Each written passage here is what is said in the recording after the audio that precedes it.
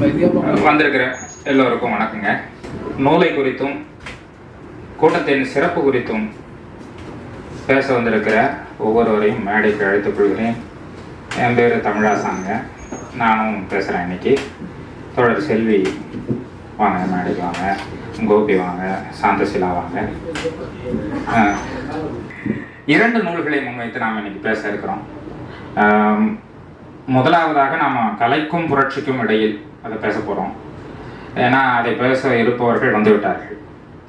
அடுத்து இருப்பது புகையிலை வரலாறும் வழக்காறும். இந்த நூலும் இன்று பேசப்பட உள்ளது.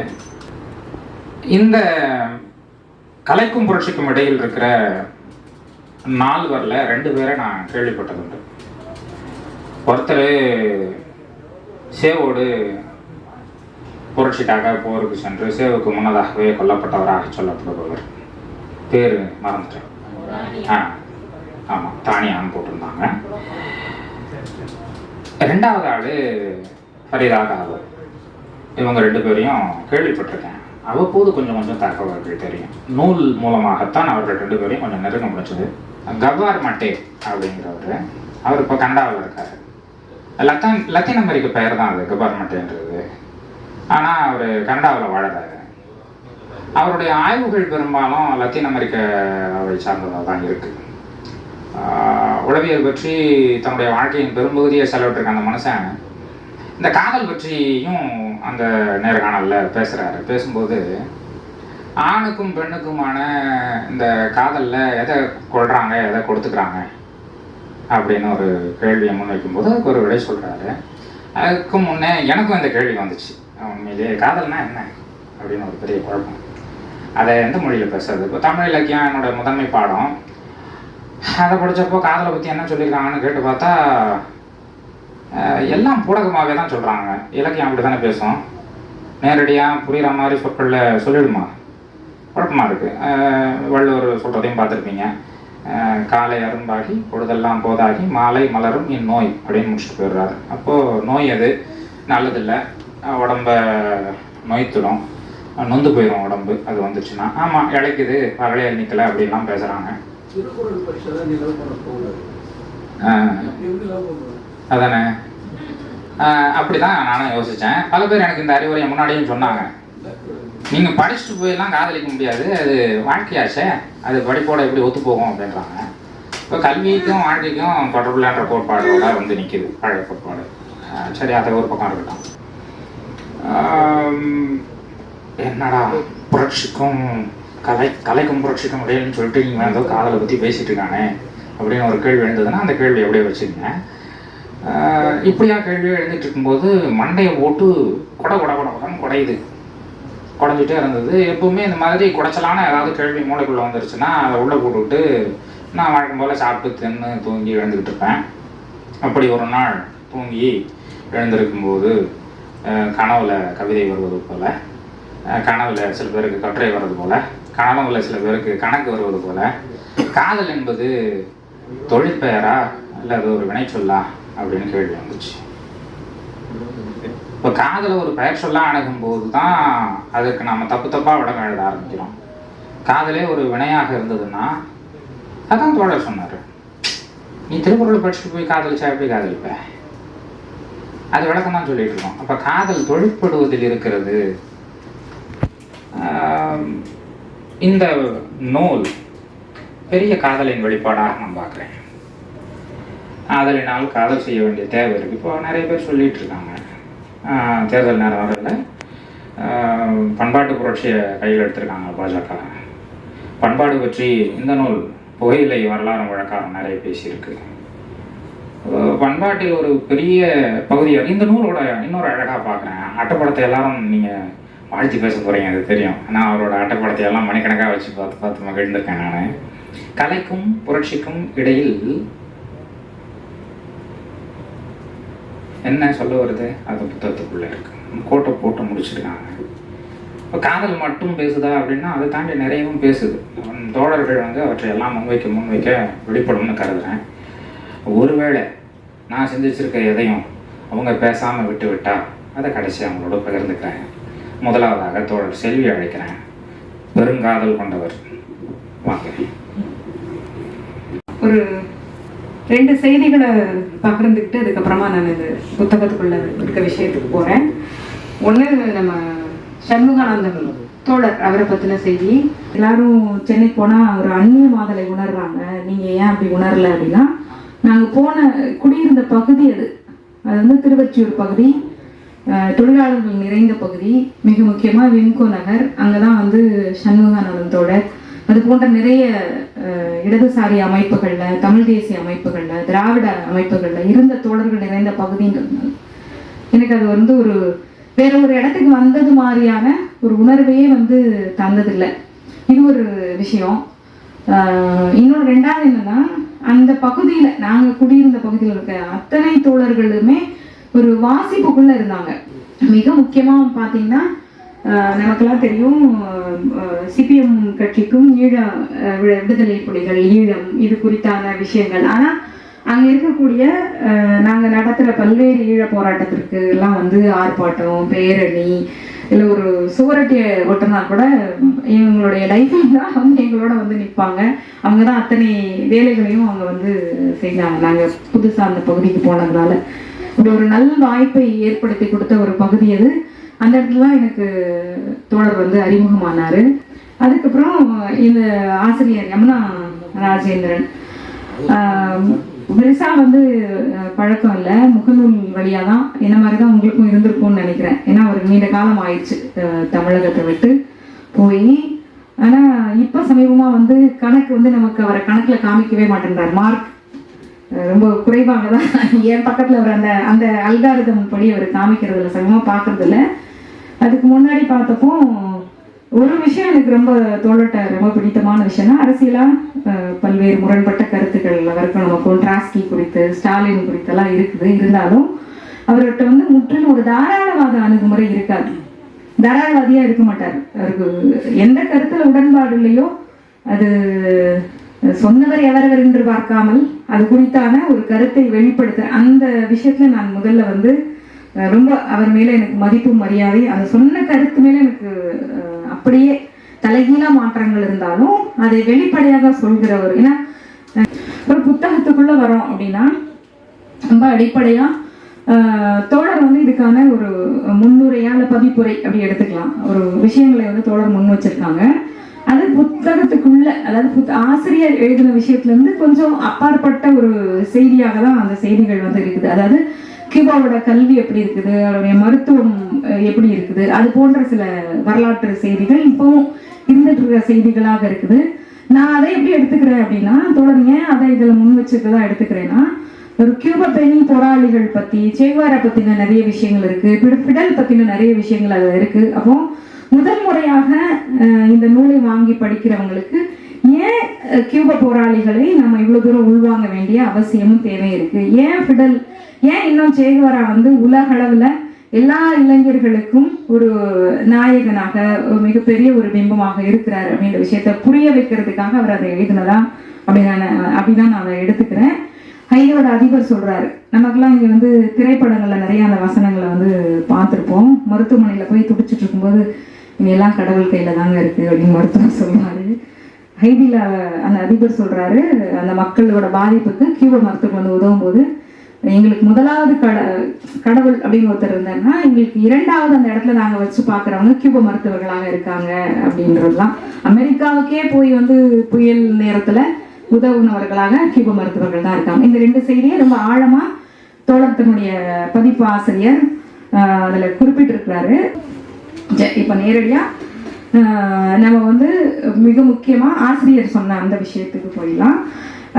அவர் இந்த கொண்டு வரதுக்கான மிக முக்கிய காரணமாக சொல்ற விஷயம் என்னன்னு சொல்லி பார்த்தீங்கன்னா, எப்பயுமே வரலாற்றில் பெண்கள் வந்து மறைக்கப்பட்டே இருக்காங்க, பெண் தலைவர்கள் மறைக்கப்படுறாங்க, பெண் போராளிகள் மறைக்கப்படுறாங்க, பெண் கவிஞர்களுக்கான இடம் வந்து மறைக்கப்படுது.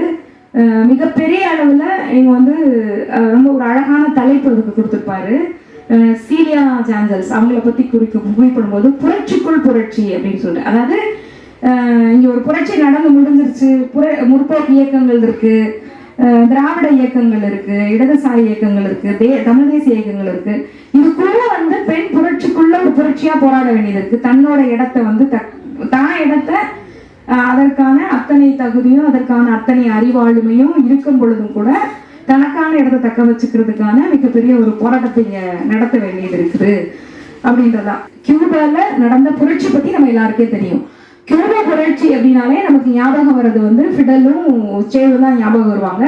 அதுக்கப்புறம் ஃபிடலோட இறப்புக்கு அப்புறம் இப்போ அவரோட சகோதரர் தம்பி வந்து ரால் வந்து இப்போ பதவிக்கு வந்திருக்கனால அவரை நம்ம வந்து கொஞ்சம் எடுத்துக்கிறோம். ஆனா அப்படி அல்லாமல் மறைக்கப்பட்ட உலகளவிலேயே பெண் தலைவர்கள் பெண் போராளிகள் எல்லாருமே மறைக்கப்பட்ட ஒரு சூழல்ல எடுத்துக்காட்டாக வந்து ஒரு கியூபா புரட்சிக்கு காரணமாகவும் கியூபாவுடைய சோசியலிச சமூக கட்டமைப்புக்கு புரட்சிக்கு பின்னும் சோசியலிச கட்டமைப்புக்கு காரணமாக இருந்த ஒரு நான்கு பேர் அப்படின்னு அவர் சொல்றாரு. ஆனா அதுக்குள்ள உட்கதையாக சில தோழர்களுடைய பேரெல்லாம் கூட வந்து அவர் வந்து தோழர் வந்து குறிப்பிடுறார். அவங்கதான் இந்த சமூகத்துல பாதியாக இருக்கிற பெண்கள் நிலை, அவங்கள வந்து இந்த நாடு எப்படி பார்க்கணும், இந்த சமூகம் எப்படி பார்க்குது, அவங்களுக்கான விடுதலையை எப்படி நம்ம வந்து கொண்டு வர முடியும், ஒரு சோசியலிச அதாவது புரட்சி நடந்து முடிஞ்ச பின்னும் ஒரு சோசியலிச கட்டுமானத்துல அவங்களுக்கான தேவைகள் என்னென்னவெல்லாம் இருக்கு அப்படின்னு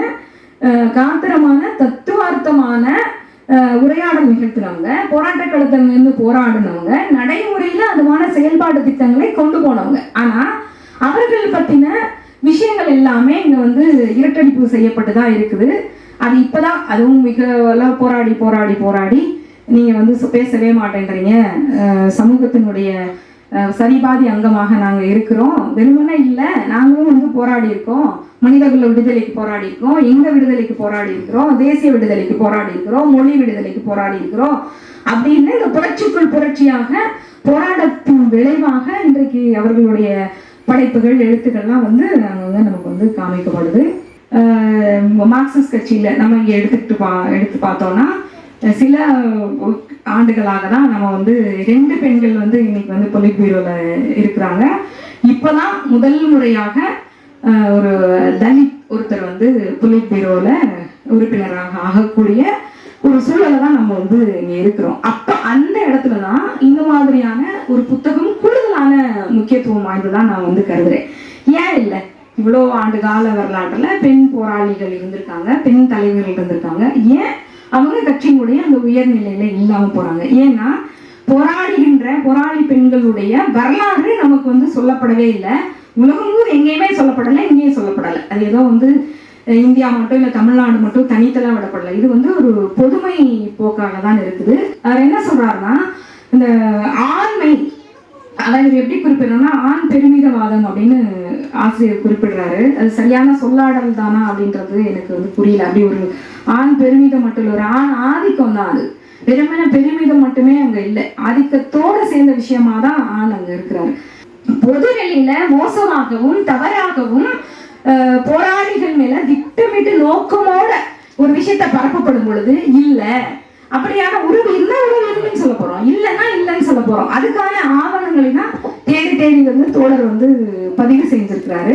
இது மாதிரி பல்வேறு தரவுகள் தகவல்கள் எப்படியெல்லாம் வந்து இந்த பெண்கள் வந்து கியூபா புரட்சி காரணமா இருந்தாங்க, ஆனா எப்படியெல்லாம் இந்த பெண்களுடைய வரலாறு இந்த சமூகத்தின் முன்வைக்கப்படாமல் ஆங்கிலத்துல கூட இவங்களுக்கான புத்தகங்கள் இல்லாமல், தமிழ்ல விட்டுருங்க, ஆங்கிலத்தோட இவங்களுக்கான புத்தகங்கள் இல்லாம இருக்கிறது அப்படின்றதுதான். அனைவருக்கும் வணக்கம். கலைக்கும் புரட்சிக்கும் இடையில் யமுனா ராஜேந்திரன் எழுதியிருக்காரு இந்த நூலை. வாசிக்க ஆரம்பிச்சுன்னா தலைப்பெண்ண இருக்கு, 4 லத்தீன் அமெரிக்க பெண் போராளிகள். எனக்கு இது வரைக்கும் லத்தீன் அமெரிக்க பெண் போராளிகள் எனக்கு இன்னும் அறிமுகமாகலை. நான் நினச்சிட்டேன் சரி நம்ம தான் தேடி படிக்கல போல இருக்கு. அப்புறம் இதுதான் தோழர் தமிழுக்கு வந்த முதல் புத்தகம் அப்படின்னு சொன்னார். ஓ அப்படிதான் அப்படின்னு நினச்சிட்டேன். சரி, எனக்கு லத்தீன் அமெரிக்க ஆண் போராளிகள் சேவோ ஃபிடலோ ரொம்ப வருஷம் முன்னாடியே அறிமுகமாயிருக்காங்க. அது வந்து அவங்களுடைய வரலாறு படமாகவோ இல்லை வந்து நூலாகவோ இல்லை ஆவணங்களாகவோ இல்லை டாக்குமெண்ட்ரியாகவோ இப்படி அறிமுகமாயிருக்காங்க. அதுக்கடுத்து இவங்க அறிமுகமாயிருக்காங்க. அதுல வந்து பதிப்பாளரோட உரை அது ஒரு தனி நூலா போற அளவுக்கு ஒரு பெரிய உரை. அதுவும் மிக ஆழமான உரை. அது நான் கடைசியில தான் படித்தேன். நம்ம இந்தியாவில் பெண் போராளிகள் பற்றி சில பேரை படிச்சிருக்கேன். இப்போ அஜிதாவோட வாழ்க்கை வரலாறுலாம் படிச்சிருக்கேன். அப்போ இந்த புத்தகத்தை படிக்கிறதுக்கு முன்னாடி எனக்கு என்ன ஆவல் இருந்துச்சு அப்படின்னா, 4 பேரும் அப்படியே போராடினது எப்படி இப்படிலாம் போராடினாங்கிறது நமக்கு வந்து ஒரு முன்னோட்டமாக இருக்கும். நம்மளோட வாழ்க்கைக்கு இதெல்லாம் வந்து பயன்படுற மாதிரி இருக்கும் அப்படின்னா நான் ஒரு கனவோட இந்த புத்தகத்தை வச்சுருந்தேன். ரொம்ப நாளாக வச்சுட்டே இருந்தேன். அதுக்கப்புறம் படிக்க ஆரம்பித்தேன். அடுத்தது, ஏற்கனவே நான் கியூபாவில் கல்வி புரட்சி சார்ந்த நூல்கள் வாசிச்சிருக்கனால என்னோட குழந்தைங்கிட்ட கூட வகுப்பில் சொல்கிறது உண்டு. இந்த மாதிரிலாம் கியூபாவில் கல்வி எப்படி உலகில் முதல் லிட்ரஸி ரேட்டை வந்து கொண்டு வந்தாங்க, என்ன மாதிரியான 6 மாதத்துலேயே இப்படி ஒரு சேஞ்சஸ் வந்துச்சு அப்படிங்கிறதெல்லாம் சொன்னது உண்டு. அதில் வந்து கல்விக்கு கியூபாவில் வந்து ஒரு பொதுவாக யுனெஸ்கோ வந்து 6% அந்த ஜிடிபியில். அதுக்கப்புறம் இதை படிக்கிறதுக்கு முன்னாடி எனக்கு ஒரு கனவு இருக்கும் இல்லைங்க, ஏன்னா பெண் போராளிகள் இல்லை, நாங்களாம் காலர் தூக்கி விட்டுக்கணும்ல. அப்படிங்கும்போது தானியாவை பற்றி பார்த்தேன். ரொம்ப அருமையாக உரையாக இருந்தது. படிச்சுட்டே போனேன். சற்று கனமாக இருந்தது எனக்கு, ஏன்னா நான் முறை தானியாவை பற்றி படிக்கிறேன். சேவை பற்றி படிக்கும்போது ஒரு சேவை இன்னைக்கு இளைஞர்கிட்டையும் சரி குழந்தைங்கிட்டையும் சரி கொண்டு போய் சேர்த்துட்டோம். கருத்தியெல்லாம் சேர்த்தோமா இல்லை அவர் வாழ்க்கை வரலாறா சேர்த்தமோ இல்லையோ, அவன் வந்து ஒரு ஃபோட்டோவாவது, ஒரு ஹீரோ அப்படிங்கிற ஃபோட்டோவாவது அவன் வச்சுக்கணுங்கிற அளவுக்கு போய் சேர்த்துட்டோம் இல்லையா? ஆனால் தானியாவை வாசிப்பு பழக்கம் இருக்கிற எங்களுக்கே இப்போதான் முதல் முறையாக இந்த புத்தகம் வருதுங்கிறது மிகவும் வருந்தத்தக்கதா இந்த இடத்துல நான் பதிவு செய்கிறேன். அதில் கூட எப்படின்னா தானியாவை பற்றி வந்திருந்திருக்கலாம் அப்படின்னு நான் கனவு கண்டிருந்தேன்னா, எப்படின்னா அவங்க பல மொழிகள் தெரிஞ்ச ஒரு ஆளுமையாக இருக்காங்க. அப்போ அவங்களுக்கு லிங்குவிஸ்டிக் நாலேஜ் அதிகமாக இருக்குது டீச்சர் இல்லையா? அப்போ லிங்குவிஸ்டிக் நாலேஜ் அதிகமாக இருக்கனால தான் அதிகமான மொழிகளை வந்து அவங்க தெரிஞ்சுருக்காங்க.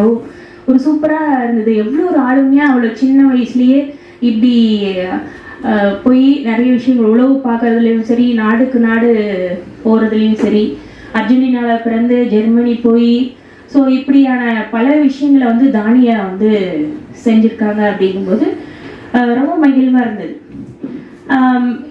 ஆனால் அவங்கள பற்றி முதன்முறையாக நம்ம வாசிக்கிறோம். முதன்முறையாக எனக்கு அறிமுகம் ஆகும்போது சிம்பிளாக சொல்லணும்னா, அவங்களுடைய யோனியில டார்ச் லைட் அடிச்சுக்கிட்டே இருக்கிறத விளக்கம், அது சரி, அது வந்து சரிதான், இல்லை இல்லை இல்லைன்னு ஒவ்வொரு இடத்துலையும் விளக்கம் கொடுக்குற மாதிரியாகவே தானியா எனக்கு முதன்முறை அறிமுகமாகணும்னு ஆயிருக்கக்கூடாது அப்படின்னு நான் நினைக்கிறேன். ஒரு பெண் போராளியை பற்றி படிக்கும் பொழுது சேவை பற்றி நான் அப்படி கூட படிக்கலையே. ஆனால் தானியாவை பற்றி முதல்ல நாம் வாசிக்கும் போதோ, தானியாவை பற்றியோ இல்லை பிரைடாவை பற்றி முதல்ல நாம் வாசிக்கும் போது இப்படியா அவங்களுடைய அந்த பாலியல் சார்ந்த உறவுகளோ அது இருக்குதோ இல்லையோ, ஆனால் அதை பாசிஸ்டுகள் எதிராளிகள் வந்து இப்படி அவதூறுகளை பரப்பும் பொழுது அதற்கு நாம் பதில் சொல்லிட்டே இருக்கணுமா? பெண் போராளிகளுக்கு இதுதான் நிலைமையா அப்படின்னு என் மனசுக்குள்ள பதிச்சு. தானியாவை பத்தி அதிகமா குழந்தைங்கிட்டையும் கார்ட்டூனாகவும் டாக்குமெண்ட்ரியாகவும் வரலாறாகவும் அவங்கள பத்தி அவங்களுடைய போராளித்தனம் சின்ன சின்ன கதைகளாகவும் கட்டுரைகளாகவும் நாவலாகவும் புதினமாகவும் பெருமளவுல பேசப்பட்டு இருந்தா, இதுவும் ஒரு நூலா இருந்திருந்தா எனக்கு மகிழ்ச்சியா இருந்திருக்கும் ஒரு பெண்ணா. ஆனா இது இப்படி முதல்ல போராளிகள் பத்தி எனக்கு முதல் அறிமுகம் ஆவதுங்கிறது இப்படி இருந்திருக்க வேணாம் அப்படின்னு நான் யோசிக்கிறேன். அடுத்து இவங்க சீலியா சார்லஸ் பத்தி சொல்லும் பொழுது அவங்க திருமணம் பண்ணிக்கல. ஆக்சுவலி இந்த புத்தகத்துல கொஞ்சம் சில இடத்துல வந்து ஒருத்தரை பத்தி பேசிக்கிட்டே வரும்போது திடீர்னு வேற ஒருத்தரை பத்தி பேசுற அந்த இடைச்செருகள் இருக்கிறதுனால தான் எனக்கும், ஏன்னா இந்த மாதிரியான குழப்பங்களும் வந்துச்சு. பொதுவாக பெயர்கள் வந்து அது நமக்கு அந்நியமான மொழியில இருக்கு, நம்மளோட மொழியில் இல்லை. அப்போ இந்த பேர் கூட ஒரு பேர் கூட தான் நம்ம அந்த தகவல்களை வந்து சேர்த்திட்டே வருவோம். ஒரு பேர் அவங்களோட அந்த முகம் இதில் வச்சுன்னா இவங்க இப்படின்னு நம்ம மூளை கேதர் பண்ணிகிட்டே வரும். அப்போ ஒருத்தரை பற்றி சொல்லும் பொழுது ஒரு தகவலில் முழுமையாக சொல்லிட்டு அடுத்து இன்னொருத்தர் பற்றி அதில் இடையே சொல்லும் பொழுது கொஞ்சம் படிக்கிறவங்களோட இடத்துல இருந்து இது கொஞ்சம் ஈஸியாக இருந்திருக்கும். ஆனால் திடீர்னு கொஞ்சம் ஜம்ப் ஆகிறதுனால அந்த சிக்கலில் இருக்கிறதா நான் பார்க்குறேன். வாசிப்பில் புரட்சி நடந்துச்சு. புரட்சியில் வந்து புரட்சி வெண்டுட்டு பாசிஸ்டாவுடைய கவர்மெண்ட் இது பண்ணியாச்சு. எடுத்துட்டு ஆட்சிக்கு வந்துட்டு என்னென்ன மாதிரியான சீர்திருத்தங்கள் பண்ணணும் இல்லை புரட்சியில் அதில் ஒரு பேர் வைக்கிறாங்க பார்த்தீங்களா, புரட்சிக்குள் புரட்சி. அப்போ வந்து எது புரட்சி? அரசியல் இதை கொண்டு வர்றது புரட்சி. அரசியல் மாற்றத்தை கொண்டு வருவது புரட்சி. அதுக்குள்ள பெண்களுக்கான சம உரிமை கொடுப்பதுங்கிறது புரட்சிக்குள் புரட்சி. அதையே வந்து தோழர் சொன்ன கருத்துல நான் உடன்படுறேன். ஆணாதிக்க பெருமிதம் அப்படின்னா வெறுமனே பெருமை தான். நீயும் பெரும் பேசு, நானும் பெரும் பேசுறேன். ஆதிக்கம் ஆதிக்கம் அப்படிங்கிற சொல்லாவே ஒருவேளை ஒரு பெண் எழுதியிருந்தா அது ஆண் ஆதிக்கம்ங்கிற சொல்ல கூட ஆண் ஆதிக்கம் இல்லை ஆணவம் அப்படியான சொற்கள் இருந்தால் கூட உண்மையா அப்படியே சொன்ன மாதிரி இருந்திருக்கும் நான் நினைக்கிறேன். ஸோ புரட்சிகள் புரட்சி அப்படின்னு இருக்கிற அந்த சொல்லாடல் கூட அப்போ அரசியல் ரீதியான புரட்சி, அதுக்கப்புறம் சமூகத்தில் நடக்கிற புரட்சி, இது ஒரு பெரிய புரட்சி, இது பெரிய புரட்சிக்குள்ள சின்ன புரட்சியா அப்படிங்கிற சொல்லாதான் பதியப்படுது. ஸோ அந்த சொல்லி என்ன சொல்றாங்கன்னா அது ஒரு ஆண் மனநிலையிலேருந்து எழுதக்கூடிய சொல்லாதான் வந்து இதுல நூல்லையும் சொல்லியிருக்காங்க. நம்ம சில புரட்சிகளை இல்லை சில மாற்றத்தை வந்து நம்ம வாய் வழியா பேசுறவங்க வாய் வழியா கருத்தியெல்லாம் பேசிடுவாங்க, பாடுறவங்க பாடுவாங்க. ஆனா இவங்க ஓவியமா வரைஞ்சிருக்காங்க. இவங்களோட ஓவியம் ஒவ்வொன்றுமே வந்து மிகப்பெரிய மாற்றத்தை ஒரு சிந்தனையை வந்து செய்யக்கூடிய மிகப்பெரிய நிறைய வித்தியாசமான கற்பனை சார்ந்த ஓவியங்கள், முழுக்க படைப்பாடல் மிக்க இந்த சமூகத்தை பிரதிபலிக்கக்கூடிய ஓவியங்களா இருந்தது வந்து அவங்க ஒரு ஆளுமை இப்படியும் ஒரு ஆளுமையா இருக்காங்க அப்படின்னு அறிமுகமானது ரொம்ப சந்தோஷமாவும் இருந்துச்சு, மகிழ்ச்சியா இருந்துச்சு. நம்ம ஊர்லலாம் வந்து ஒரு ஓவியரை ஒரு கலை அழகு அந்த மாதிரியான விஷயங்களோட நிறுத்திப்பாங்க. சமூகம் சார்ந்த ஓவியர்கள் இப்போ இருக்காங்க. பட் அவங்களையும் நம்ம அனைவருக்கும் புரட்சிக்கும் அவங்க இன்னும் ஒரே ஒரு இறுதி விஷயமா இந்த புத்தகத்துல வந்து இவங்களை பத்தின இன்னும் நிறைய விஷயங்களோட நிறைய இதோட வந்து இந்த புத்தகங்கள் வந்து வெளிவரணும்னு பதிப்பகத்திட்ட சொல்லி இதுக்கே கஷ்டமா இன்னொரு புத்தகமா அப்படிங்கிறது எனக்கு கேக்குது. ஆனாலும் ஒரு பேராசை தான் இல்லையா, அதனால அந்த மாதிரியான இது குழந்தைகளுக்கான நூலாகவோ இல்லை இது மாதிரியான விஷயங்களாகவோ வரணும் அப்படிங்கிற ஒரு ஆசையை இங்கே வந்து பதிவு பண்ணுறேன். சற்று கனமான நூலில் ஒரு படிக்கவங்களோட பார்வையிலிருந்து இதை இன்னும் கொஞ்சம் எளிமைப்படுத்தி எழுதியிருந்தா சிறப்பாக இருக்கும்னு எனக்கு தோணுச்சு. நன்றி.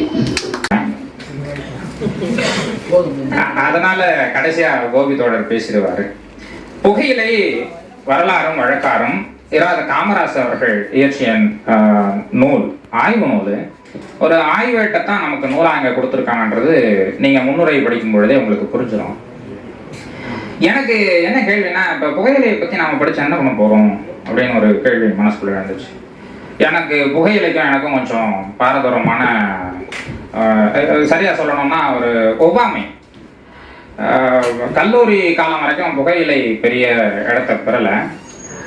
சின்ன வயசுனா ஒரு 10லிருந்து 12 இருக்கும்னு நினைக்கிறேன். அப்போது வாடகை வீட்டில் இருந்துகிட்டு இருந்தோம். வீட்டு உரிமையாளரோட கட்டளைகளில் ஒன்று, குழந்தைகள் வந்து கழிவறைகளை பயன்படுத்தக்கூடாது. ஏன்னா நம்ம சமூகம் வந்து குழந்தை மிக்க சமூகம் என்பதனால எங்கள் மீது இருக்கிற நல்ல எண்ணத்தின் காரணமாக கழிவறைகளை நாங்கள் பயன்படுத்தக்கூடாது, அதை சரியாக எங்களுக்கு பயன்படுத்த தெரியாது, அதனால் நாங்கள் பயன்படுத்தக்கூடாதுன்னு சொல்லிட்டாங்க. உங்களுக்கு தெரியும் இல்லைங்களா, பயன்படுத்த தெரியலன்னா எப்படி பயன்படுத்தணும் கற்றுக் கொடுக்குறது தான் இடமா இருக்கணும் இல்லையா. ஆனால் ஒதுக்கி வைக்கப்பட்டவர்களாக மாறிட்டோம். அப்போ இவர் திரும்ப சொல்றது எனக்கு புரிய வரும். பெண்கள், குழந்தைகள், திருநர்கள், இவங்கெல்லாம் தலித்துகள் அப்படின்னு. இப்போ வீட்டில் இருக்கிற அப்பா அம்மாவை தாண்டி நாங்கள் தலித்தா எப்படி மாறி போனோன்றதை வளர்ந்த பிறகு புரிஞ்சுக்கிட்டேன்.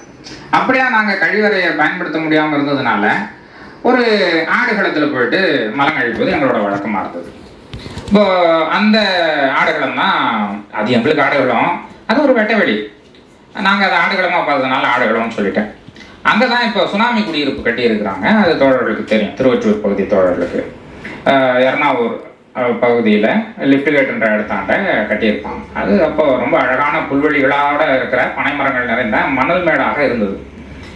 அப்படி ஒரு நாள் போயிருந்த நேரத்தில் இளங்காலை பொழுதில் கொஞ்சம் தூரி இடமெல்லாம் நனைஞ்சி ரொம்ப அழகாக இருந்தது. அந்த புல்வெளியில் பனித்துளி எல்லாம் இருந்தது. புல்வெளி தண்ணில் பனித்துளி இப்படின்னு பாட்டெல்லாம் கூட நினைவு வர அளவுக்கு இருந்ததுன்னு வச்சுக்கிங்களேன். போய் மலங்கழிக்க உட்காந்த எனக்கு பக்கத்தில் ஒரு பொட்டலம் கிடக்கிறத பார்த்தேன். நல்ல அழகான பெட்டி. அதில் வரலாற்று புத்தகத்தில் வரக்கூடிய சார்மினார் படம் இருந்தது. அந்த படத்து உள்ள சார்மினார் சுருட்டும் இருந்தது, வேன் சுருட்டு. இப்போ பார்த்ததும் ரொம்ப மகிழ்ச்சி. எனக்கு முன்னாடி வந்த யாரோ ஒருத்தரோட சட்டப்பையிலேருந்து, கால் சட்டப்பையிலேருந்து அது நழுவி விழுந்திருக்கும்னு நினைக்கிறேன். முழு பொட்டலமும் அப்படியே இருந்தது. பார்த்ததும் ஆசை, எல்லாரும் வாயில வச்சு சுருட்டு குருட்டிச்சிக்கிட்டு இருக்காங்களே, நமக்கும் பிடிச்சா என்ன அப்படின்னு ஒரு எண்ணம். எடுத்தேன், பதுக்கணும் அப்படின்னு முடிவு பண்ணியாச்சு. அதுக்கு முன்னாடி ஒரு சின்ன அனுபவம் உண்டு. ஊரில் பெரியவங்கள்லாம் பீடி சுருட்டு இதெல்லாம் பிடிப்பாங்க இல்லைங்களா, பார்த்துருப்பீங்க. அப்படி பிடிக்கும்போது எங்களுக்கு அது கிடைக்காதுல்ல. நமக்கு இந்த ஓணாங்குடின்னு சொல்லுவாங்க இல்லைங்களா, தெரியாதா? ஓணாங்குடி அது ஏரியாலெல்லாம் முளைச்சி கிடக்கும், நிலமாக போகும். ஒரு இளம் ஊதா நிற பூ பூக்கும். அதில் எறும்புகள் மேயும், பம்பரம் போல் காய் இருக்கும். அதை ஒடிச்சு காய வச்சு நாங்கள் அடுப்பெரிக்க பயன்படுத்துவோம். அப்போ ஒரு அழகு என்னன்னு கேட்டிங்கன்னா, எப்படி நீங்கள் ஊதாங்குழல அடுப்புக்குள்ளே வச்சா புகை அப்படியே வெளியே வருமோ மேலே எழுந்து, அதுபோல் அந்த ஊர் பக்கம் அதை கடலாத்தின்னுவாங்க. அந்த கடலாத்தி குச்சியில இருந்தும் புகை அப்படி வரும். நாங்கள்லாம் என்ன செய்வோம்னா, அதை எடுத்து வாயில் எடுத்து ஊதிக்கிட்டு ஓடிட்டு வருவோம். அது நச்சுன்னு சொல்லி திட்டுவாங்க. ரொம்ப காலம் அதை பண்ணிட்டு இருந்தோம்னு வச்சுக்கோங்களேன். இப்போ இந்த சார்மினார், அதுக்கு பார்க்கும்போது இந்த சார்மினார் இப்போ நமக்கு பொட்டலம் கிடைக்கிறது ரொம்ப சுவையான ஒன்றும் இல்லை. இதை முயற்சி பண்ணி பார்க்கணும்னு எடுத்து வச்சேன். அதை நமக்கு போயிருந்து பசிக்கவே இல்லை கடைசி வரைக்கும். அப்புறம் அதை பிரித்து பார்த்து உள்ளே என்ன இருக்குது, பஞ்சு எங்கே இருக்குது, இலை எங்கே இருக்குன்னுலாம் பார்த்து ஓடி போச்சுங்க. பிற்காலத்தில் கல்லூரி பருவம் வருது. கல்லூரி பருவத்தில் ஒரு நாள் எங்கள் அறையில் இருந்த தோழர்களுக்கெல்லாம் ஒரு எண்ணம் வந்துச்சு, இன்னைக்கு எப்படியாவது புகையில எப்படி இருக்கும்னு பார்த்துடணும் அப்படின்னு. அப்போ எங்கள் அறைக்குள்ளே இருந்த ஒரு நண்பர் ஹான்ஸ் போடுற பழக்கம் உடையவராக இருந்தார். அவர் ஒரு ஆய்வு மாணவர், இறந்துட்டார், இப்போ இல்லை. அவர் கையிலேயே இருந்தது. வந்ததும் அப்போ ஒரு பொறியியல் கல்லூரி நண்பர் எங்கள் அறையில் இருந்தார். அவர் என்ன சொன்னார்னா, ஐயா இங்கே பாருங்க, இது ஒன்றும் ஆகாது, நாங்கள்லாம் போட்டோம் ஒன்றுமே ஆகலைன்னு. 4 பரோட்டா சாப்பிட்டு வந்திருந்தேன். அப்போல்லாம் பரோட்டா தான் காசுக்குள்ளே வரக்கூடிய ஒரு தொகை. அந்த பரோட்டா அள்ளி சாப்பிட்டு போனதும் ஒன்றும் இல்லைன்னதும், அப்படியா ஒன்றும் ஆகலையா, இது நானும் போட்டு பார்க்குறேன்னு அள்ளி வாயில் வச்சுட்டேன். வச்ச கொஞ்ச நேரத்தில் வயிற்றுக்குள்ளே இருந்த எல்லாம் வெளியே வந்துருச்சு. இதில் நான் அள்ளி வச்ச அளவு வேற ரொம்ப அதிகமாக கொஞ்சம் வயிற்றுக்குள்ளேயும் போயிட்டு இருக்கு போல. 2 நாளுக்கு மயக்கம் அப்படியே கிருன்னு. அந்த தலைவலியை என்னால் என்னைய வரைக்கும் மறக்க முடியல. இப்போ பேசிட்டே இருக்க எனக்கு தலைவலி ஆரம்பிக்குது. இப்படியாக ஒவ்வாமையோடு இருந்த ஒரு பொருளை இவர் ஏன் புத்தகமாக போட்டாரு அப்படின்னு ஒரு கேள்வி எழுந்திருக்கலாம், பல பேருக்கு எழுந்திருக்கலாம். ஆனால் அதுக்கு கீழே இருக்கு இல்லைங்களா, வரலாறும் வழக்காறும். அதை பற்றி பேச வரும் பொழுது இந்த நூலின் தேவை பற்றி நாம் ஒவ்வொரு பக்கத்திலும் புரிஞ்சுக்க முடியுது. கூகுளில், விக்கிபீடியாவில் நமக்கு கிடைக்கக்கூடிய தகவல்களை நாம ஏன் புத்தகமாக வாங்கி படிக்கணும்? அதுதான் நமக்கு விக்கிபீடியாவிலே கிடைக்கும்ல. அப்படின்ற எண்ணமுடையவர்களுக்கு அதையும் தாண்டி பல கள ஆய்வுகளை செய்திருக்கிற ஒரு போக்கை அந்த நூலை நாம பார்க்க முடியுது. இந்த நூல் வரலாற்று அணுகுமுறையில புகையிலையே அணுகுது. இப்போ எந்த காலத்துல இது வந்தது அப்படின்னு ஒரு தகவல் சொல்லுது. ஜஹாங்கீர் காலத்துல வந்ததா இதுல பதிவு செய்யப்பட்டிருக்கு. முகலாய பேரரசர் ஜஹாங்கீர் காலத்துல வந்ததா பதிவு செய்யப்பட்டிருக்கு. பிறகு கதைகள்ல இந்த புகையிலைக்கு இடம் இருக்கிறதா அப்படின்னு பார்த்து பேசுற இடங்கள்ல, இலக்கியங்கள்ல இதனுடைய பங்கு பற்றி பேச போற இடத்துல அது என்ன சொல்லுதுன்னா, அக்பருக்கும் பீர்பாலுக்கும் ஒரு நாள் உரையாடல் போயிட்டே இருக்கு. அப்போ பீர்பாலுக்கு புகையிலை போடுறது ரொம்ப பிடிக்கும். ஆனா அந்த அக்பரினுடைய அமைச்சரவையில இருந்த ஒரு முதன்மை அமைச்சருக்கு இந்த புகையிலை பீர்பால் போடுறது பிடிக்கல, புகையிலையும் பிடிக்கல. அதனால அவர் என்ன செய்யறாருன்னா, ஒரு நாள் அரசரும் பீர்பலும் அந்த அமைச்சரும் ஒன்றாக கூடியிருக்கிற இடத்துல பீர்பலை எப்படியாவது மட்டம் தட்டணும். அந்த கதைகள் உங்களுக்கு தெரியும் இல்லைங்களா? அக்பர் பீர்பல் கதைகள் இப்படிதான் போகும். யாராவது ஒருத்தர் பொறாமை பிடித்தவர் இருப்பாரு, அந்த பொறாமை பிடித்தவர் இவர் ஏதாவது சிக்கல்ல சிக்க வைப்பாங்க. அதுல இருந்து இவர் எப்படி தன்னோட அறிவு சார்ந்து தப்பிச்சு வெளியே வந்தாருன்றது தான் அந்த கதை போக்கு இருக்கும், உங்களுக்கு தெரியும். அப்படி ஒரு கதையை இதுல கொடுத்து புகையிலை பற்றி வந்த தகவலை இந்த ஆய்வு நூல் பதிவு செஞ்சு வச்சிருக்கு. அதுல என்ன இருக்குன்னு பாத்தீங்கன்னா, வேலி ஓரமா இந்த புகையிலை செடி விளைஞ்சு கிடக்குது. அந்த பக்கம் அமைச்சரும் பீர்பலும் அக்பரும் பேசிட்டு போறாங்க. அப்போ எதிர்பாராத விதமா ஒரு கழுதை அந்த பக்கம் வருது. கழுதை போய் இந்த புகையிலை செடியை கடிக்க போகுது. அது கடிச்சதும் கழுதைக்கு பிடிக்கல. அதுல இருந்த நெடியா இல்ல மனமா சுவையா எது கழுதைக்கு பிடிக்காம போனதுன்னு எனக்கு தெரியல. நானும் கழுதையா வாழ்ந்ததில்லை. உடனே அந்த அமைச்சர் அக்பரை பார்த்தோம் பீர்பாலை பார்த்தோம் என்ன சொல்றாருன்னா, பாத்தீங்களா நம்ம பீர்பல் தினமும் சாப்பிடுற அந்த புகையில கழுதைக்கு கூட அதை பிடிக்கல அப்படின்னு சொல்லி பேசுறாரு. உடனே நம்ம பீர்பல் என்ன சொல்லியிருப்பாருன்னு நினைக்கிறீங்க? அவர் சொல்றாரு, ஆமாங்க அரசே, அது கழுதைக்கு தான் பிடிக்காது, அதனாலதான் கழுதைகளுக்கு தான் அதை பிடிக்காது, எனக்கு ரொம்ப பிடிச்சிருக்கு, அதனால நான் போட்டுக்கிட்டு இருக்கேன் அப்படின்னு சொல்லி தப்பிச்சாலாம். இப்படியாக கதைகள் இந்த பிசி பண்ணத்தி புதிர் வெடி இப்படியெல்லாம் நாம் சொல்லுவோம் இல்லைங்களா, அவற்றில் புகையிலையை பற்றி வருகிற தகவல்கள், வரலாற்றில் புகையிலையை பற்றி வந்த தகவல்கள், மக்களினுடைய வாழ்க்கையில சொலவடைகளாக எங்கெல்லாம் புகையிலை பயன்பட்டிருக்கு அப்படிங்கிறதையெல்லாம் சேர்த்து நூல் சொல்லிட்டு போகுது. முதலில் எந்த நாட்டில் இந்த புகையிலை பயிரிடப்பட்டது, எப்படி ஐரோப்பாவிற்கு புகையினுடைய அறிமுகம் கிடைத்தது அப்படிங்கிற இடத்துல அமெரிக்க நாட்டிற்கு கொலம்பஸ் பயணப்பட்ட போது, கொலம்பஸ் அமெரிக்காவை தற்செயலாக கண்டுபிடித்ததன் பிறகு அவருக்கு அறிமுகமானது. அமெரிக்க பழங்குடிகள் இந்த புகையிலையை அவருக்கு அறிமுகப்படுத்தி வைத்தார்கள் என்ற தகவலோடு இது வருகிறது. டொபாக்கோ அப்படிங்கிற அந்த சொல்லு அமெரிக்க பழங்குடிகளிடமிருந்து நமக்கு கிடைத்தது. அதுக்கு முன்னாடி இருக்க நிக்கோட்டின் அப்படிங்கிற அந்த பேரு பிரான்ஸ்ல ஒரு அரசு அலுவலர் கொண்டு வந்து கொடுத்ததா, அதனால அவரோட நினைவா அந்த பேரை வச்சிருக்கிறதா இதுல தகவல் வருதுங்க. இப்ப இந்த டொபாக்கோன்ற பேரு தான் இங்க இருக்கிற வடமொழி சொற்கள்ல தம்பாக்கு அப்படின்னு நாம பயன்படுத்தல, வடவர்கள் பயன்படுத்துற தம்பாக்கு வரைக்கும் வந்திருக்கு. ஆனா அவற்றினுடைய வேறும் என்ன சொல்லுகிறது என்றால், புகைக்கப்படுகிற இலை என்ற பொருளில் தான் அவை பயன்படுத்தப்படுகிறது. தமிழ்ல அது காரண பெயராகவே புகையிலை என்றே இருக்கிறது என்று ஒரு சொல்லியல் ஆய்வு முறை, பண்பாட்டு ஆய்வு முறை, மக்களுடைய வழக்காறுகள், கதைப்பாடல்கள், என்ன கேட்டா அழகிரி சாமியினுடைய கதை அல்லது அவருடைய வாழ்க்கையின் போது அவர் கவிஞர்களோடு பயணித்த போது வந்த உரையாடல்கள் இருந்த தகவல்கள் என்று பலவிதமாக இந்த வரலாறு பற்றியும் வழக்காறுகளில் புகையிலையின் பங்கு பற்றியும் பேசுவதோடு மட்டுமல்லாமல், புகையிலை எங்கெல்லாம் விளைவிக்கப்படுகிறது, எவ்வாறு விளைவிக்கப்படுகிறது, புகையிலை எத்தகைய நோய் தாக்கங்களை பெறுகிறது, அது எவ்வாறு பதப்படுத்தப்படுகிறது, இந்த உற்பத்தியின் இடையே உருவாகி இருக்கிற கலை சொற்கள் இவற்றையெல்லாம் சேர்த்து ஒட்டுமொத்தமாக ஒரு தகவல் பெட்டகமாக இந்த புத்தகம் இருப்பதோடு, பண்பாடு என்னென்ன வகைமையில் இருக்கு, புகையிலையை பயன்படுத்துவது என்பது பண்பாட்டில் எத்தகைய தாக்கத்தை ஏற்படுத்தி இருக்கிறது என்று ஒரு பண்பாட்டு மானுடவியல் அடிப்படையிலையும் இந்த நூல் ஒரு பெரிய முழுதளாவிய ஆய்வினை நம் முன்னே வைக்கிறது. இப்படி தனிப்பாடல் திரட்டுல சில விடுகதையாக புகையிலை பற்றி சொல்லுகிற தகவல்களை சேர்த்து பேசிக்கிட்டு போகுது இந்த நூல்.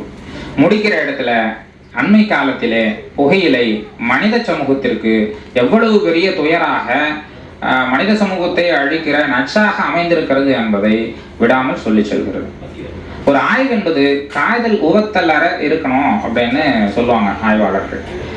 காய்தல் என்றால் தான் எடுத்துக்கொண்ட அந்த ஆய்வு பொருள் மீது அந்த ஆய்வாளருக்கு தன்னுடைய கோட்பாடு சார்ந்து, மெய்யியல் சார்ந்து சில முரண்பாடுகள் இருக்கலாம்.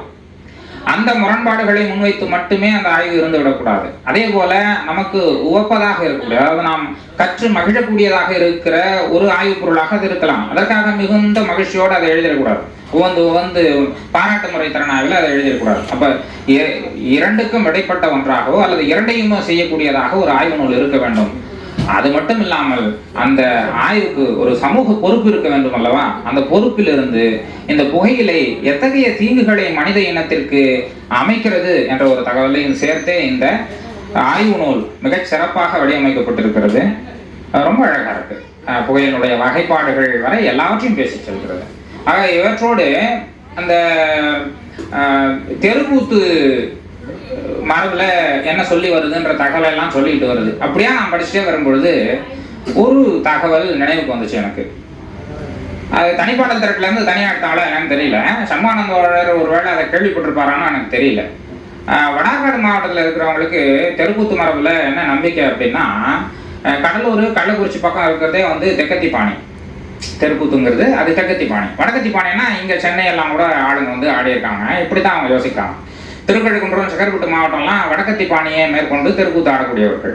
இப்போ அவங்க விழுப்புரம் கள்ளக்குறிச்சி கடலூர் இதெல்லாம் இருந்ததுன்னா அது தெக்கத்தி பாணி அப்படின்னு அவங்களுக்குள்ள ஒரு பேச்சு மரபு இருக்கு. அந்த மரபின் அடிப்படையில் சில தெருக்கூத்து கலைஞர்கள் ஒரு விடுகதை சொல்லி இடையில பேசுவாங்க. இப்போ ஒரு 2 மணி 3 மணி ஆகும்போது அவங்களுக்கு தூக்கம் அதிகமாகும்போது இப்படி சின்ன சின்னதாக கதையிலேருந்து வெளியே போய் பேசிட்டு வர்றது உண்டு. அப்படி ஒரு உரையாடல்ல ஒரு இடத்துல 4 எழுத்து வருமா, நடுவே 2 கரமா, முதல் எழுத்து நீக்க இருப்பதுவோ ஈசன் இருப்பிடமா அப்படின்னு சொல்றத நான் கேள்விப்பட்டிருக்கேன். அது என்னன்னு கண்டுபிடிங்க. சட்டுன்னு சொல்லிட்டீங்க. அழகு.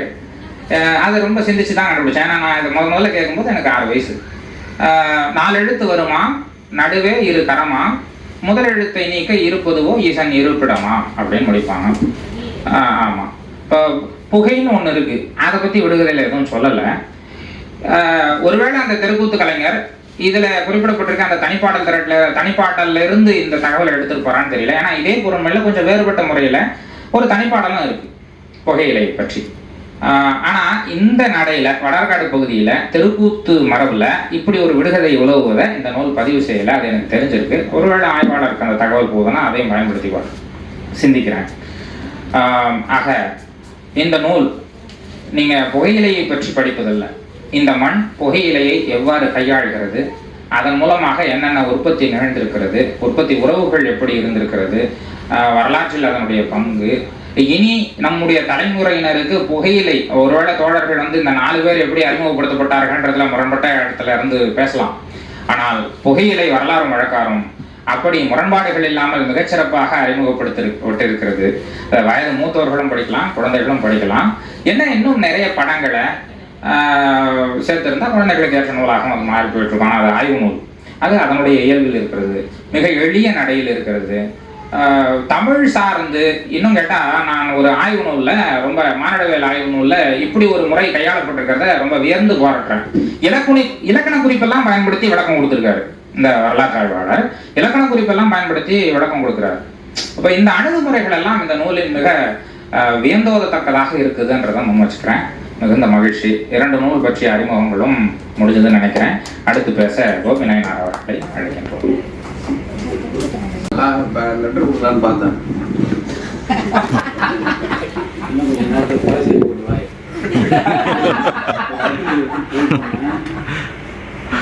முதல்ல சண்முகானந்தர் தொடர் வந்து ஒரு பொருளை வைக்கிறது. அதை நான் நீங்கள் என்ன சொல்லலாம், ஆனால் புத்தகத்தை வைக்கிறது அது ஏற்பாடு. ஒரு புக்கு வைக்கிறதுக்கு ஏற்பாடு பண்ணிக்கிறீங்க. இவங்க எல்லாத்தையும் சொல்லிட்டாங்க. யார் வாங்குவாங்க? அந்த புக்கு வாங்குற மாதிரி ஒரு ஆர்வத்தை தூண்டுற மாதிரி அதை அதில் சொல்லலாம். இவங்க 3 பேரை சேர்ந்து உங்க வியாபாரத்தை கெடுத்தாங்க. இப்போ கம்பெனி நஷ்டம். இப்ப எதுனா வேணும்னா கூட இவங்க ஃபோன் பண்ணி கேட்டு தெரிஞ்சுப்பாங்க.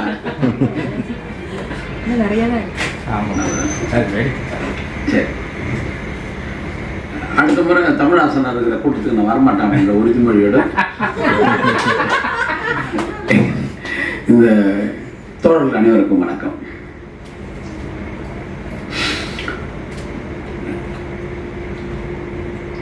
இந்த புத்தகத்தில் ஒரு இடத்துல இந்த செய்தியை வந்து ஒரு ஃபிடல் கைது பண்ணதுக்கப்புறம் வெளியே இருந்து வரலாறு என்னை விடுதலை செய்யும் அப்படின்னு அவர் எழுதின அந்த ரகசிய குறிப்புகளை கொண்டு வந்து ஒரு 10,000 பிரதிகளாக போட்டு வெளியே கொண்டு வராங்க. இன்னொரு இடத்துல வந்து தானியா வந்து அவங்களுடைய ஒர்க்கை பார்த்துட்டு ஃபிடல் என்ன பண்ணுறாருன்னா அவருடைய உறுப்பினர் கட்டத்தில் கையெழுத்து போடுறாரு. இப்படி தான் இவங்கள பார்த்து நான் வைக்கிறேன். இவங்களை பற்றியான விமர்சனங்கள்லாம் இருக்குது இல்லை, அது எனக்கு தேவையில்லை. ஒரு பர்சனல் லைஃப்ன்றது வேறு, அது ஒரு விருப்பத்தோடு இருக்குது. அது வந்து இப்போது குடும்ப ஒழுக்கம்னு ஒன்று இருக்குது இல்லை, இது வந்து நம்ம இந்துத்துவத்தை பற்றி பேசுகிறோம், ஆணாதிக்கத்தை பற்றி பேசுகிறோம், குடும்ப வன்முறைகளை பற்றியெல்லாம் பேசுகிறோம் இல்லை. அப்போது இது எல்லாமே அதனுடைய மனநிலையோடு சம்மந்தப்பட்டது. ஒரு ஃபியூடல் மென்டாலிட்டியோடவோ இல்லை வந்து ஒரு முதலாளித்துவம் வந்து தேவைப்படும். அதாவது இந்தியாவில் முதலாளி வந்து ஜாதியத்தினுடைய பண்பிலிருந்து தான் தன்னை உருவாக்கியான். தேவைப்படும் போதெல்லாம் அவன் ஜாதியை பயன்படுத்தும், தேவைப்படாத போதெல்லாம் அவன் வந்து பியூர் முதலாளியாகவே இருப்பான். அதோட இது வந்து இவங்ககிட்ட இருக்கிற ஒரு பழக்கம், அவ்வளோதான். அந்த இடத்துல தான் வந்து அவங்க பெண்களை பார்க்குறாங்க. ஏன்னா பெண்கள் அவங்களுடைய மிகப்பெரிய ஒரு பொருள். அந்த பொருள் என்ன பண்ணுதுன்னா ஒரு ரெவல்யூஷனுக்கான ஒரு மிகப்பெரிய ஒரு புரட்சியை உருவாக்குறதுக்கான ஒரு வித்து அது மாறும் பொழுது அப்போ திரும்பவும் அவங்க இந்த சமூகத்தில் உருவாக்கப்பட்ட அந்த ஒழுக்கம் ஒன்று இருக்குது இல்லை, அதன் அடிப்படையில் தான் அவங்க கொல்ல செய்யணும். ஏன்னா ஒரு இடதுசாரி வந்து இந்த விமர்சனத்தை ஏற்றுக்க மாட்டான். இந்த விமர்சனத்தின் மீது இந்த விமர்சனத்தினுடைய நோக்கம் அவனுக்கு புரியும். ஆனால் ஒரு பொது சமூகத்துக்கிட்ட இந்த பெண்கள் போய் சேர்ந்துடக்கூடாது, ஏன்னா அது அவனுக்கு பேராபத்தாக அவன் மாறிடும் அப்படின்றதுக்காக உருவாக்கப்பட்ட அது புனைவுகள் தான். அது உண்மையாக இருக்கும் பட்சத்தில் நம்ம ஒன்றும் பெரிய நட்டம் இல்லாத அவங்க விருப்பம், அதில் ஒன்றும் தவறு கிடையாது, அது தவறாகவும் இருக்கக்கூடாது அப்படின்றது தான். அப்போ இந்த அடிப்படையில் வந்து இந்த பெண்கள் எல்லாமே ரொம்ப சிறப்பானவர்கள். இப்படி இந்த புத்தகத்தை நான் ஒரு அறிமுகமாக தான் பார்க்குறேன். நான் தோழர்கிட்ட பேசும்போது நான் சொன்னேன், எனக்கு இந்த புத்தகம் அதனுடைய பதிப்புரை வந்து ரொம்ப சிறப்பாக இருந்துச்சு. ஏன்னா இன்னும் தோழர் வந்து சண்முகம் தோழர் வந்து கியூபாவை பற்றி தனியாக ஒரு புத்தகம் போடலாம். ஏன்னா இந்தியாவை அசிங்கப்படுத்துறதுக்கு இதை விட ஒரு வாய்ப்பு இருக்காதுன்னு நினைக்கிறேன் நான். ஏன்னா நம்ம அவங்களை கெட்ட வார்த்தையில் திட்டுறதை விட இப்படி ஒரு புக்கு போட்டு அவங்ககிட்டே மோடிக்கிட்டே போய் நம்ம வீட்டாண்ட கொடுத்துட்டு படிச்சுட்டு கொஞ்சம் ஏதாவது ஒன்று புரிஞ்சுக்கப்பா அப்படின்னு நம்ம சொல்லலாம். அதுக்கப்புறம் இங்கே சமூக நீதினு ஒரு மிகப்பெரிய ஒரு பொய் இருக்குதில்ல, இல்லை ஒரு ட்ராமா இருக்குதில்ல. இந்த ட்ராமா எல்லாம் ஒரே சமகாலத்தில் இருக்கிற பிழைகள் தான். ஆனால் ஒரு பிழையை பாதுகாத்துக்கும் காப்பாற்றிக்கும். ஏன்னா நம்ம நிறைய நெருக்கடிகள் இருக்கிறோம். ஒரு பக்கம் மதவாத சக்திகளுடைய ஒடுக்குமுறை நமக்கு இருக்குது, இன்னொரு பக்கம் வந்து மதவாத சக்திகளை எதிர்த்துக்குன்னு, அதாவது அது எப்படி சொல்கிறேன்னா கொள்கை வேற நிர்வாகம் வேற கிடையாது. எது பிரின்சிபலோ அதுதான் என்னோட அட்மினிஸ்ட்ரேஷனும். பெண்களை பற்றி எனக்கு ஒரு கொள்கை இருக்குது அப்படின்னாக்கா என்னுடைய நிர்வாகமும் அப்படிதான் இருக்கும். ஆனால் நான் வந்து ஒரு தேர்தலுக்காகவோ இல்லை இங்க இருக்கிற மிகப்பெரிய மோசமான ஒரு அரசியல் பிஜேபி போன்ற மதவாத சக்திகளுக்கு எதிராக நான் ஒரு அரசியல் பேசுறேன். அது பழக்கத்தின் அடிப்படையில் பேசுறதாக இப்ப நான் நினைக்கிறேன். ஒரு 60-70 வருடங்களுக்கு முன்னால பேசின சமூக நீதி தொடர்ந்து அவங்க பேசிட்டே இருக்கிறாங்க. அது ஒரு நினைவா இருக்குதுன்னு நினைக்கிறேன் நான். ஆனா ஒரு லிபரேஷன் அப்படின்றது அப்படி கிடையாது, ஒரு விடுதலை அரசியல் அப்படி கிடையாது, அது லைஃப். சமூக நீதின்றது உங்களுடைய அஜெண்டாவா என்னோட உங்களுடைய வாழ்க்கையா? ஏன்னா கொள்கை வேற மாறல் வேற இல்ல. மாறல் எவங்கிட்ட இருக்குதோ அவங்ககிட்ட தான் கொள்கை நிறைவேறும். கொள்கையை வந்து தன்னுடைய அதிகாரத்திற்கு பயன்படுத்துறதும் மாறல் இல்லாம இருக்கிறதும் ரொம்ப தப்பானது. இங்க மாறல் இல்லாம தான் நிறைய பேர் கொள்கை பேசின்னு இருக்கிறோம். அதுதான் மிகப்பெரிய ஆபத்துன்னு நான் நினைக்கிறேன். அந்த இடத்துல எனக்கு வந்து இது ரெண்டுமே வேற வேற எல்லாம் கிடையாது. ஆனா இதுல அதாவது 2 பிழையில ஏதாவது ஒரு பிழையை நீ தேர்ந்தெடுத்துக்கோ அப்படின்ற ஒரு நிர்பந்திக்கப்பட்டிருக்கிற இடம் இருக்குது இல்ல, அந்த இடம் எதுன்னா அந்த ஆணை புரிஞ்சுக்கின்னு இவன் மோசமானவன் சொல்றதுல குழந்தை போடுறோம். இப்போ குழந்தைக்காக வாடுறதா இல்லை இந்த ஆணுடைய அட்ராசிட்டி தாங்கிக்கிறதான்ற ஒரு மிகப்பெரிய நெருக்கடியை குடும்பம் என்ற ஒரு அமைப்பு இந்த பெண்களுக்கு கொடுத்துருக்குது இல்ல. கடைசி வரைக்கும் அந்த குழந்தைக்காக வாழ்ந்துருப்பா. அந்த குழந்தையை கடைசியில் என்ன பண்ணிருக்கோம்னாக்கா அது இன்னொரு ஆணா வளர்ந்துருக்கும். அதுதான் அதனுடைய துயரமே. அந்த மாதிரி இந்த தானியா செய்ய நம் மிரண்டு போகும். என்னது இந்த தியாகங்களுக்குள்ள, இந்த உழைப்புக்குள்ள, இந்த கட்டமைப்புக்குள்ள என்ன பெரிய தைரியம்!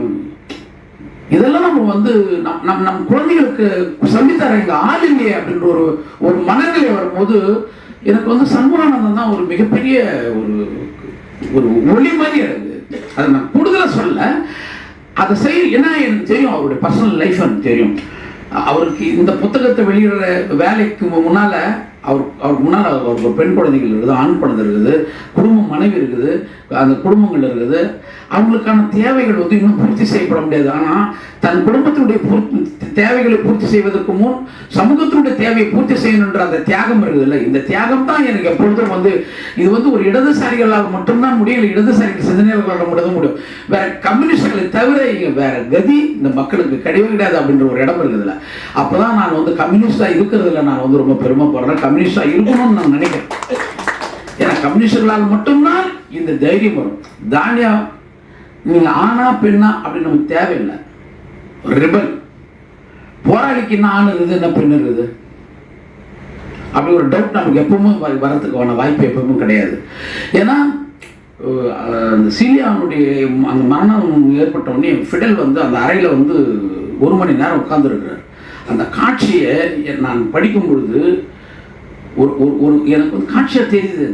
அந்த அந்த உடல் இருக்குது. அந்த அம்மா வந்து அவருக்கு மிகப்பெரிய அட்வைசராக இருந்திருக்கிறாங்க, ஃபிடலுக்கு அப்போ மிகப்பெரிய அட்வைசராக இருந்திருக்கிறாங்க. அதை தோழராக சொன்னாங்க. சிலை பற்றிய பெரிய அபிப்பிராயம் அவருக்கு இல்லைன்னா கூட அவங்களுக்கு சிலை வைக்கணுன்ற இடத்துக்கு அவங்க போராட ஒரு இடம் இருக்குது இல்லை. எப்பயுமே நம்ம வந்து ஒரு ஸ்டேஜில் வந்து நம்ம எல்லாத்தையும் தாண்டிட்டு ரொம்ப சாதாரண ஒரு மனிதராக நம்ம இருப்போம்ல, அந்த மாதிரி அந்த அறையில் வந்து அந்த அந்த உருவம் இருக்குது, உடல் கிடத்தப்பட்டிருக்குது, அவர் உட்கார்ந்துருக்கிறார். அந்த 1 மணி நேரம் அந்த காட்சி வந்து எவ்வளோ பெரிய மன வேதனையை தரும் அப்படின்றது என்னால் உணர முடியுது. அதுக்கப்புறம் அந்த பக்கத்தை என்னால் வாசிக்கவே முடியல, என்னால் வாசிக்க முடியல. இவங்களோட அதே மாதிரி தான் இவங்க அவன் அந்த காரில் போயிட்டு இருக்கும்போது, ஒரு வாடகை காரில் போயிட்டு இருக்கும்போது இறந்துடுறாங்க. இவங்களுடைய மரணங்கள் ரொம்ப சாதாரணமாக இல்லை, அசாதாரணமாக இருக்குது. இவங்களுடைய மரணங்கள் நோய்வாய்ப்பட்டிருக்கிறாங்க, இல்லைன்னா ரொம்ப மோசமான ஒரு இக்கட்டான நிலையில் இருக்கிறாங்க. ஆனால் வாழ்ந்த போது அவர்கள் வந்து இந்த சமூகத்தை நேசித்த மாதிரி வேற யாருமே நேசிக்கலை. ஏன்னா சமூகத்தை நேசிப்பதற்கு நம்மளுக்கு கம்யூனிஸ்டுகளை தவிர அந்த பண்பை நம்ம வேற எங்கேயுமே கற்றுக்கொள்ள முடியாது. மற்றவர்கள் எல்லாம் ஏன்னா ஒரு அரசியலை பேசிட்டு அந்த அரசியலின் வழியாக ஒரு அரசை கட்டமைத்ததுக்கு அப்புறம் இவங்கள மாதிரி ஒரு அதிகாரிகளை நம்ம பார்க்க முடியாது. ஆனால் கம்யூனிஸ்டுகள் மட்டும்தான் அவன் இந்த ஒரு கவர்மெண்ட் அமைச்சதுக்கு அப்புறம் கூட அவன் மக்களாக இருக்கிறது கம்யூனிஸ்டுகள் மட்டும்தான் முடியும். அப்போ அந்த கம்யூனிஸ்டத்தை நாம் வந்து வாசிக்கிறதுலையோ இந்த கம்யூனிஸ்டத்தை கட்டமைப்பதற்கு மிகப்பெரிய அறிவாக இருந்த இந்த பெண்களை நாம் நினைக்கும் பொழுது நமக்கு வந்து கரெக்டாக சொல்லணும்னா ஒரு மிகப்பெரிய ஒரு தத்துவத்தினுடைய தாயை நமக்கு இருந்திருக்கிறாங்க, நம்மளோட முன்னோடியாக இருந்திருக்கிறாங்க. ஒரு மிகப்பெரிய லைட், அவ்வளோதான். அது எனக்கு அவ்வளோதான் நான் சொல்ல முடியும். இவங்களை நம்ம ஃபாலோ பண்ணுறதுக்கு என்ன பண்ணலாம், இதுக்குள்ளே நீங்கள் பெரிய மறுபரிசீலனை பண்ணுறது அப்படிலாம் கிடையாது. இது இந்த புத்தகம் ஒரு அறிமுகம். இது யமுனா ராஜேந்திரன் அதை என்ன பண்ணியிருக்கிறாருன்னா ஒரு கட்டுரையாக உங்ககிட்ட ஒப்படைச்சிருக்கிறார். அதை தொகுத்து சண்முகம் நம்ம தோழர் நம்ம கையில் ஒப்படைச்சிருக்கிறாரு.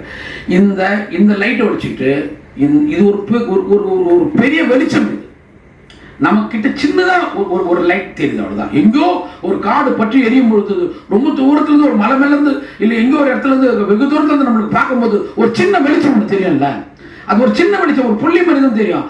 ஆனால் நம்ம நெருங்க அந்த காடு பற்றி எரிகிற அந்த சத்தம் படப்படன்னு இருக்கிற அந்த சவுண்டு, அதில் இருக்கிற மிகப்பெரிய அந்த அந்த அந்த வாசனை எல்லாமே சேர்ந்து அந்த காட்டை நெருங்கும் பொழுது இன்னும் கொஞ்சம் நேரத்தில் அது அந்த நெருப்போட நாம்பளம் சாம்பலாயிடுவோம் அப்படின்ற ஒரு இடம் இருக்குல்ல. அந்த மாதிரியான ஒரு இடத்த நான் வந்து இந்த நூலுக்குள்ள நான் உள்ளே போகும்போது நான் என்னால் தரிசிக்க முடியுது. இதை விட ஒரு அற்புதமான ஒரு புத்தகத்தை ஒரு ஆள் வந்து வெளியிட முடியாது, வாசிக்கிறதுக்கான வாய்ப்பு கிடையாது. இப்படி ஒரு வாய்ப்பை உருவாக்குறது மட்டும் இல்லாமல் தோழர் செல்வி தோழர் ரொம்ப அதை முன்னுக்கும் பின்னும் அதை அவங்க பேசுகிற அந்த முறைகள்லாம் இருந்ததில்ல, ரொம்ப அழகாக இருந்துச்சு. அதே மாதிரி தான் தோழர் அவங்க பேசும்போது. அதனால் நான் என்ன சொல்கிறேன், இந்த புத்தகத்தை நம்ம வந்து வாசிக்கிறதுக்கான ஒரு வேலையை செய்வோம். குறைஞ்சபட்சம் 100 பேர்கிட்ட கொடுப்போம், இதை கொடுத்து பேசுவோம். ஒரு 100 ஆண்கள் 100 பெண்கள் நம்ம தோழமைகளுக்குள்ள கொடுத்து பேசி நமக்குள்ளேயே அது ஒரு உரையாடலை உருவாக்குவோம். அந்த உரையாடலை வந்து ஒரு வீடியோவை பதிவு பண்ணோம், அதை போட்டோம், சோஷியல் மீடியாக்குள்ளே போட்டோம் அப்படின்னு நான் நினைக்கிறேன் தோழர்களே. நன்றி.